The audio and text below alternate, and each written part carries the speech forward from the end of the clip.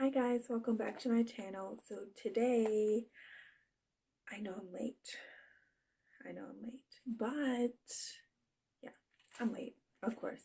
It's literally in my description how I am behind on this show. But this will not be recorded before the new season, or this will not be uploaded. This will not be uploaded.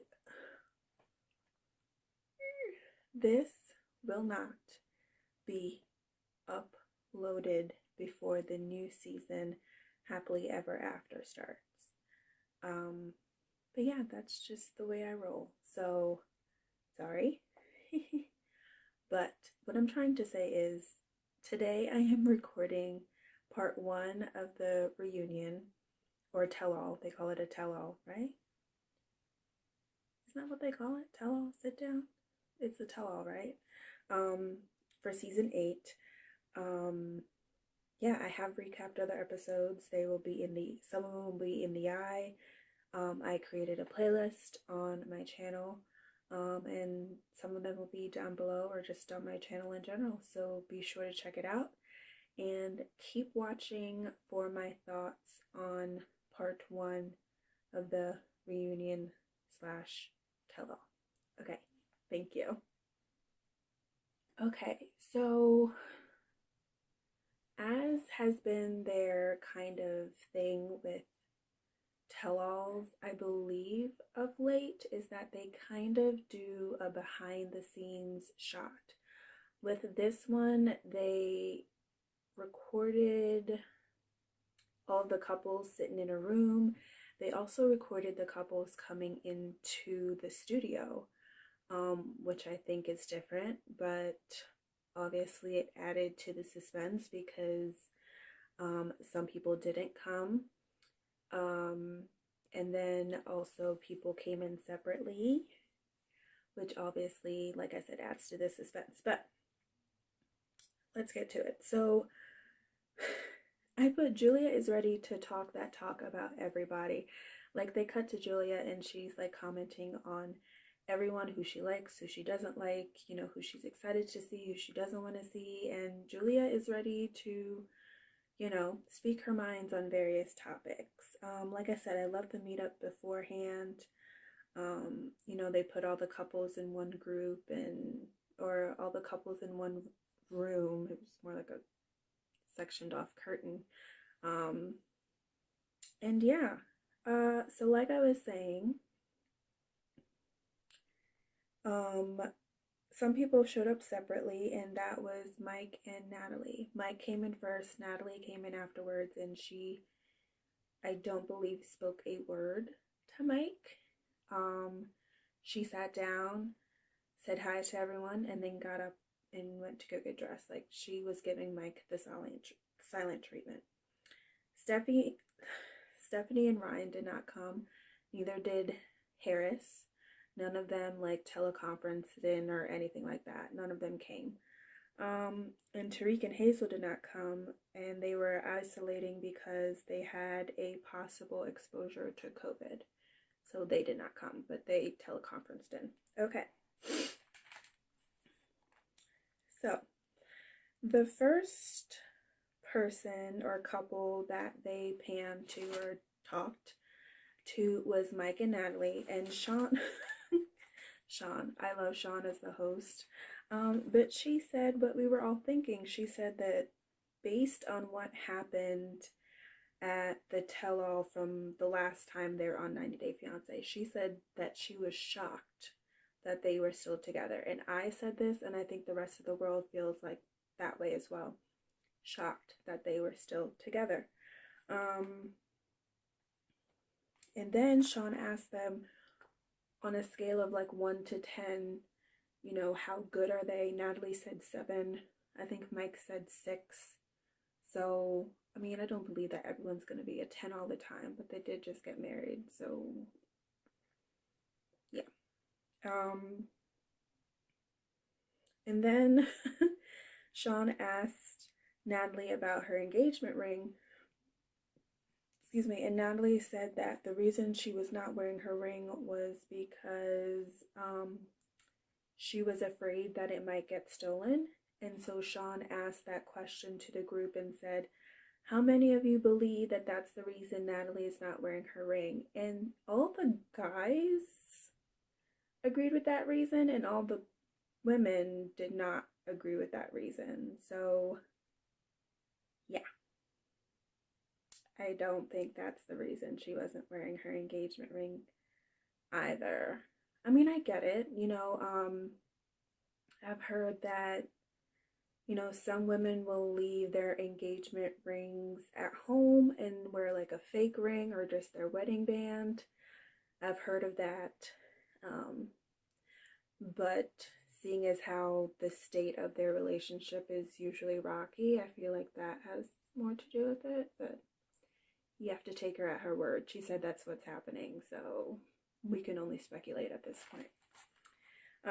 And then they asked Mike about calling off the wedding the day of. He said he got cold feet, he got in his head, he couldn't be married that day. And something that we found out was that Natalie actually thought that he went to cheat on her.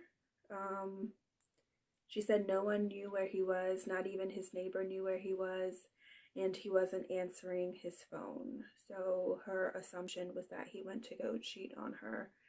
And this seems to be a recurring theme with these two. Yeah. Last season, she thought he was cheating on her with his best friend. Now she thinks that he's cheating on her, I guess, when he called off the wedding or minutes before. I don't know. Constantly thinking that someone is going to cheat on you is not a way to live at all.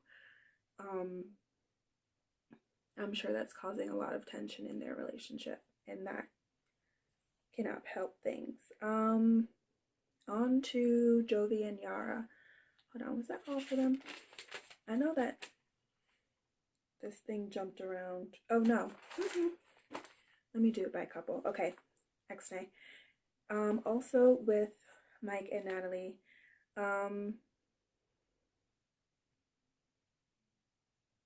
so it seems that with the whole cheating thing, Tamra, the neighbor who drove Natalie around when she wanted to, or when she left the day of the wedding, somehow she got brought, I think, into the whole cheating thing. Natalie mentioned something about Mike having a bachelor party, and I think that was alluded to the whole cheating thing. Tamra said that she did not mention a bachelor party. And the reason she said this was that she's like, Mike doesn't know anyone to have a bachelor party with. She's basically saying that Mike doesn't have enough friends to be able to have a bachelor party thrown. I would have taken offense to that, but I don't. I have like two best friends, I should say. And yeah, they are my people. Two best friends. That's it. What I was saying was, if anyone's like, AJ's at a party, I would be like, AJ knows two people. No, she's not at a party. She doesn't know enough people to party. But yeah. So it was basically a he said, she said moment, and that seems to be a theme with Natalie. It's a lot of, you said it, no I didn't, but you did, but no I didn't. And then I think her famous thing is, I never said that, or I don't recall, or that's not how it happened. So yeah. And then they actually shared an exclusive clip with Tamra stating that Mike's mom called Tamra and told her to stand up and object to the wedding. You know how that part where they're like, if anyone objects, please speak now or forever hold your peace. Yeah, Mike's mom wanted Tamara to stand up and do that, and Tamara said no, she would not. Yeah, Tamara did not agree with that at all. She was like, that's not my place. Tamara said that she was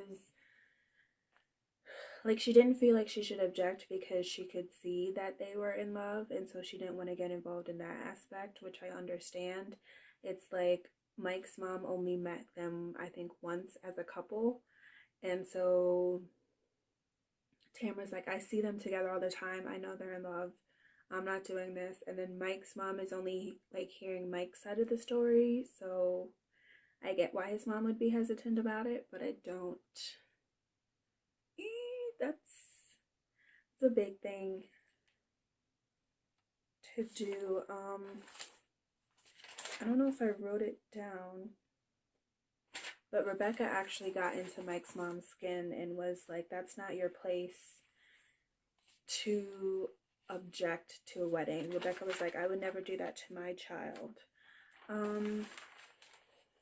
Yeah, when I had written or talked about Mike's mom, I felt like she did a good job of kind of stating her facts and then letting him decide, but I remember in a clip where she kind of got involved. But yeah, I think all you can do, I'm not a parent, when it comes to your children and their partners, is state your piece. You know, if you're not a fan of the partner, I think maybe you mention it once with facts. You know, it's not, oh, I don't like your partner, and then you have nothing to back it up. I think you state, hey, I'm not a fan of, you know, I think you state like, hey, I'm not a fan of XYZ because of this reason. I'm just telling you, but it is your choice. And then that's all you can do. It's up to your kids to decide what they want, you know. Sometimes if you keep pestering them, it pushes them further into those person's arms. So state your piece and just be there for your child. That's all you can do. Okay. Tips from a non-parent. Okay, so there is another juicy piece of Mike and Natalie, and that is coming in the reunion tell-all part 2. So make sure you're subscribed so you can get that. Okay, next couple the next people that I am discussing is Jovi and Yara. So Jovi and Yara had their baby girl Mila, such a beautiful name.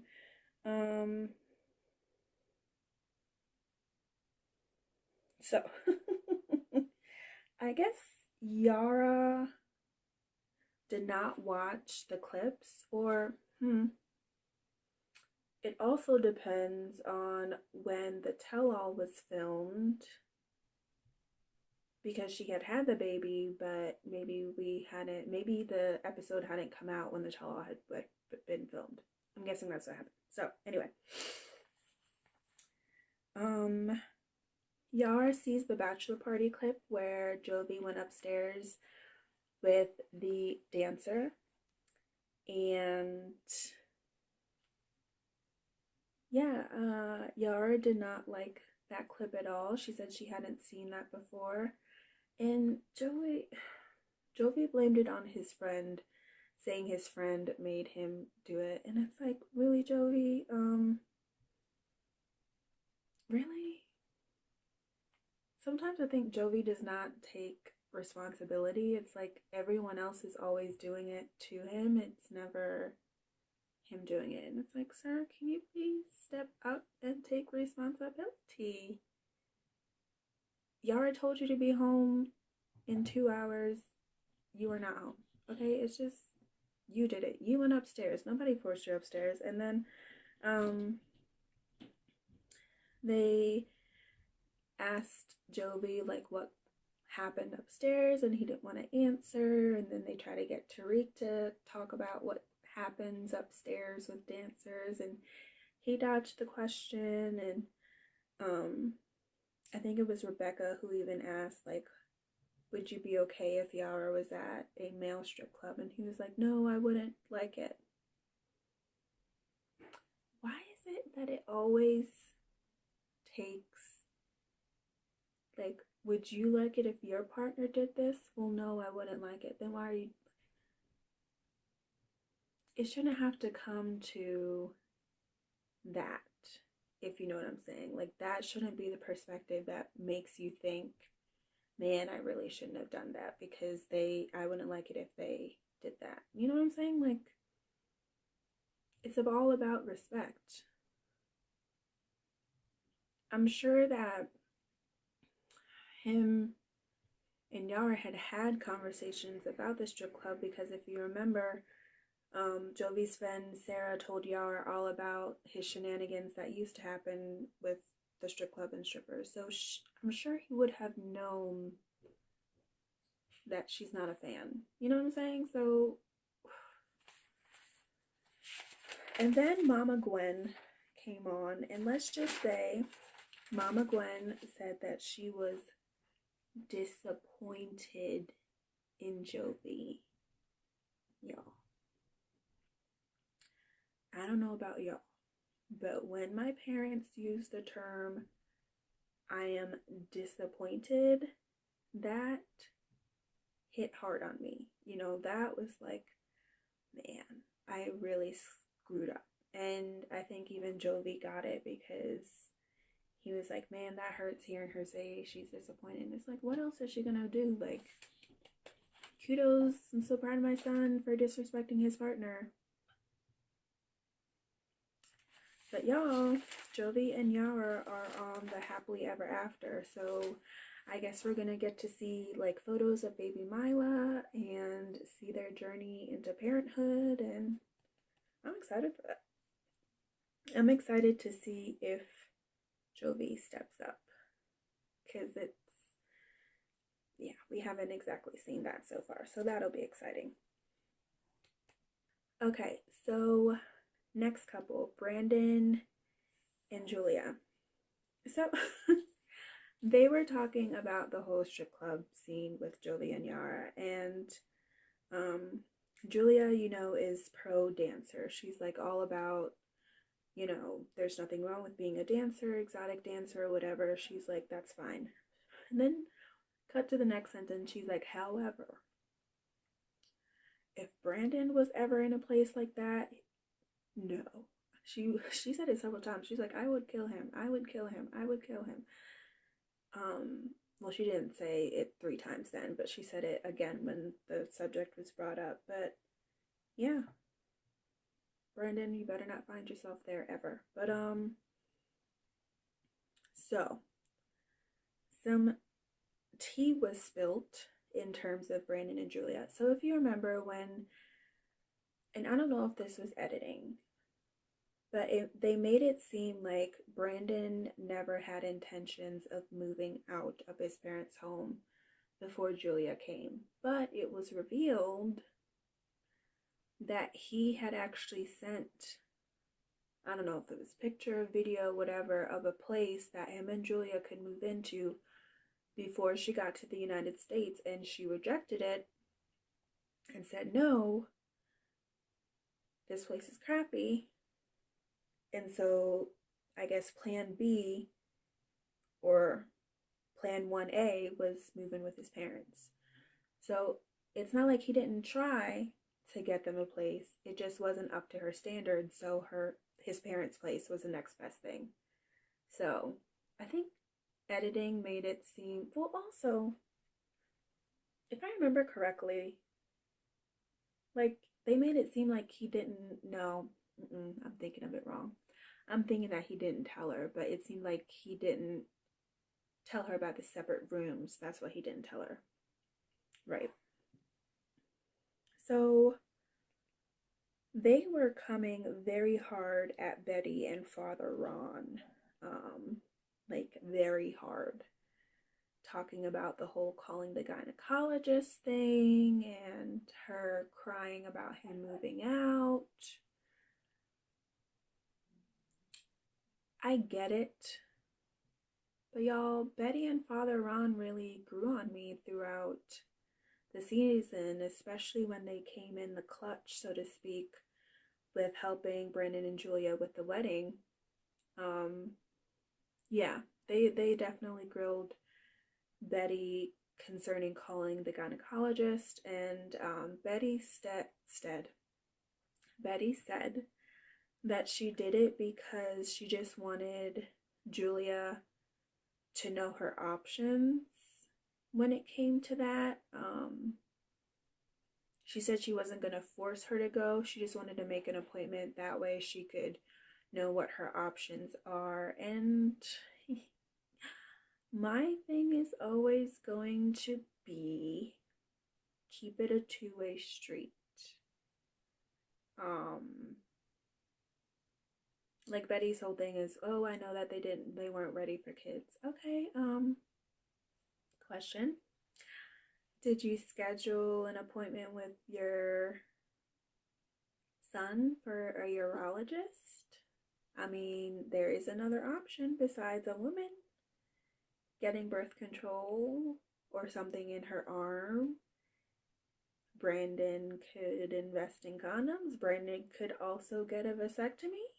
You know, vasectomies are reversible now within a certain time period. So did you schedule a visit for your son? No? Okay. Because Tariq asked, you know, did Julia ask for that appointment to be scheduled? And Betty admitted no. So keep it two ways, you know. It's not always just on the woman to protect. You know what I'm saying? And Julia had her reason for not wanting to be on birth control. She said that she had a friend who was on birth control, and then when she got off, she couldn't get pregnant. So that kind of stuck in her mind, and she didn't want to do it. So, yeah. And then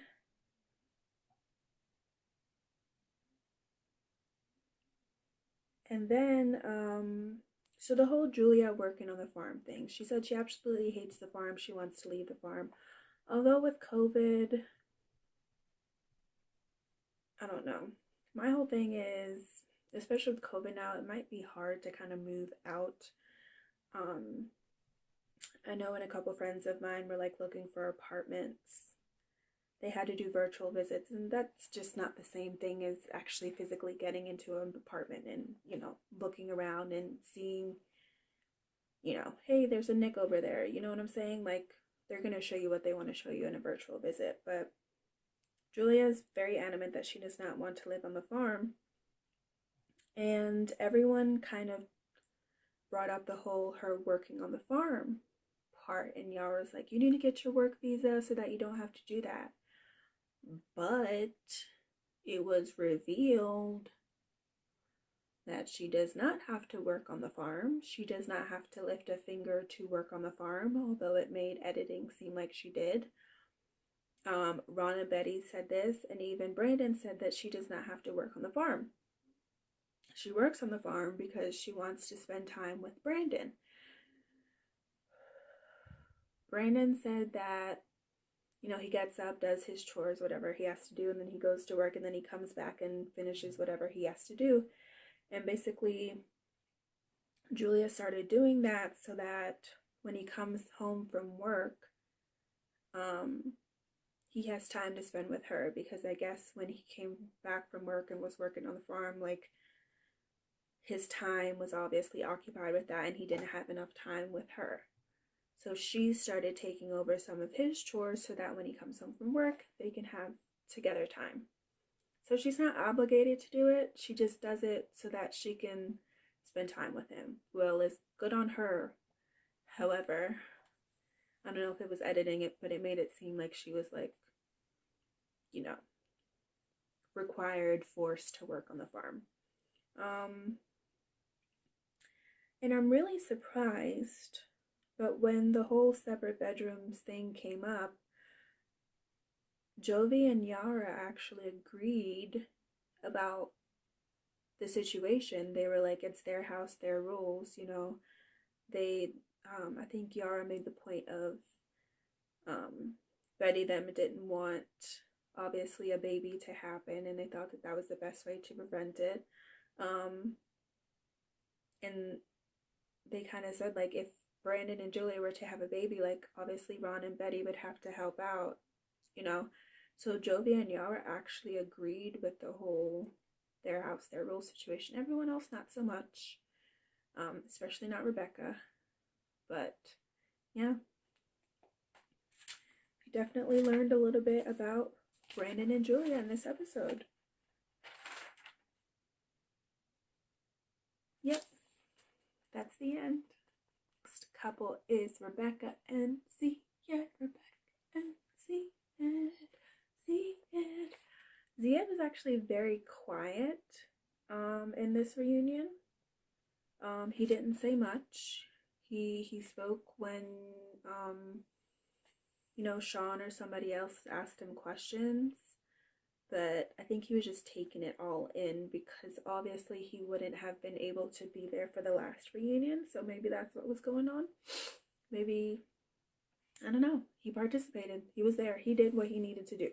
So Rebecca, she got Botox and lip injections, and then she had lost weight. She said she lost like 2 pant sizes.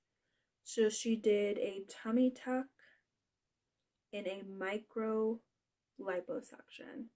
So she lost 2 pant sizes, she lost weight, and she had the extra skin, so she removed the extra skin. And good on her, you know? They actually got into like a little bit of a spirited argument between Yara and Julia because they were talking about getting procedures done, like cosmetic procedures, and Yara's whole thing is if you want it, get it. She stated that if you don't like what you see in the mirror, then go and change it, which, you know, I agree with. It's your body, your rules. Julia's whole thing is like, oh, if you want to change something on your body, like eat healthy, go to the gym, which is true, but if you are bigger and you lose weight, sometimes your body does not automatically lose the weight with you. You know, if you've ever seen shows like My 600-Pound Life, you know that sometimes when people lose weight, there's extra skin.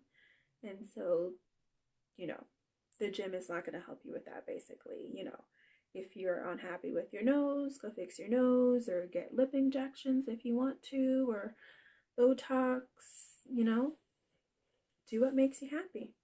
And that's basically what Julia was saying, and that's what Rebecca felt, and I mean, that's what Yara was saying, and that's what Rebecca felt and did. And yeah, do whatever you want, you know, your body. At one point Yara was like, your opinion sounds like judgment, you know, and that kind of quieted Julia down. So they mentioned the whole Tiffany Hannah situation. If you remember, according to Rebecca, Hannah was hitting on Zied when she asked to help him move their stuff out of storage. And Tiffany was like, no, Mom, that's just Hannah's face. Like, she was not hitting on Zied. And to this day, excuse me, Rebecca believed that Hannah was hitting on Zied. I don't know. Some people just have like, she just looked happy to help. I don't know if I would say that she was flirting. I think people use the term flirting too loosely sometimes. Like just because you're having a conversation with someone, or you're smiling when you're having a conversation, or laughing when you're having a conversation, does not always negate that someone is flirting. And I think some people don't understand that. You can have a flirtatious personality and not be flirting. You know, you could just be happy and laughy and whatever. That doesn't mean that you're continuously flirting with everyone. It just means that I can talk with everyone and have a good conversation and laugh. But not everyone sees it that way. I think of flirting is like the eye contact, you know, the touching, the leaning in. I don't know why you would lean into me. I don't know why you would lean into somebody like that, but flirting is not just, I'll help you move in. I'm happy to help. That's basically all Hannah was doing. Like, she was just smiling, and I don't know. Do you think Hannah was being flirtatious? I don't remember what I said. I didn't think she was being flirtatious. I think she just has like Tiffany said, it's just her face. Like, she had really pronounced cheekbones and she had a great smile, and like she smiled when she asked. I mean, take it or leave it. To this day, Rebecca thinks that she was flirting with Zia, and Zia's like, it happened. Anyway,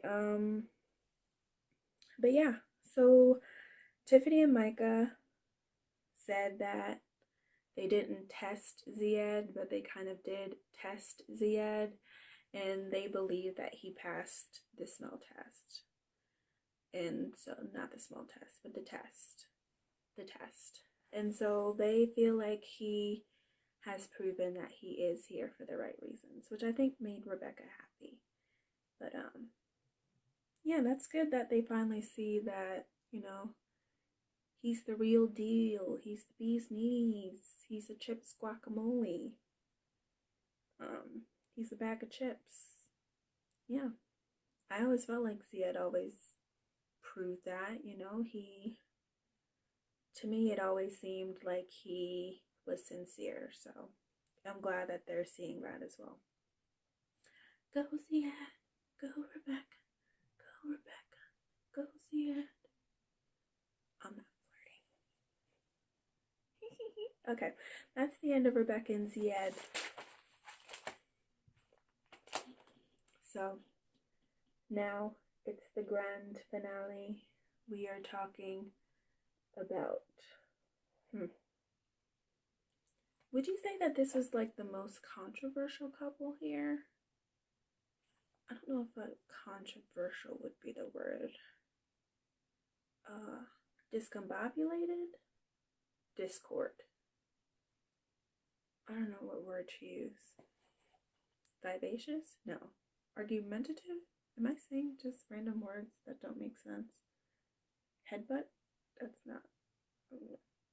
Okay, anyway, what I'm trying to say is Amira and Andrew is next, and it went left. Real quick. So basically what it did was it cut to Amira telling her side of the story, cut to Andrew kind of telling his side of the story a little bit, and, you know, separate confessionals, and then the producer came up to Andrew and said that he has to leave the stage during Amira's time on the screen. And Andrew is like, why? How does that make sense? You know, this is supposed to be a moment where I can tell my side of the story and she can tell her side of the story. And he did not like that at all, which, I mean, why would you? He didn't like it. And Andrew was basically like, deuces. Andrew was like, I'm leaving, and he went to the parking lot. He grabbed his stuff and he left. The producers tried every which way, like before he actually got to the parking lot, to be like, hey, let's just figure it out, you know, whatever. And when everyone saw him leaving, they were like, oh crap. Yeah, they wanted him to stay. So that was basically the end of the reunion. Part 1 was just them showing that Andrew was in the parking lot in the van, ready to go back to his hotel. That's the end of the reunion part 1, y'all. What do you think? Was anything shocking to you? Were you surprised by anything? Yeah, what do you think of part 1?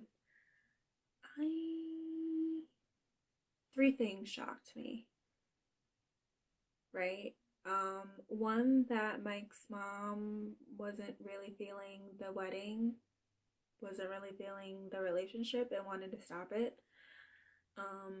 Brandon actually trying to get out, to not have his parents' house be their home type of situation. Like he had an apartment ready to go, but it didn't pan out because it wasn't truly a standard, and that Julia really did not have to work on the farm. She just wants to because she wants to spend time with her man. So those were the things that were most shocking. Yeah, so keep watching, like this video, comment below about episode reunion part 1, tell all part 1, and subscribe to my channel.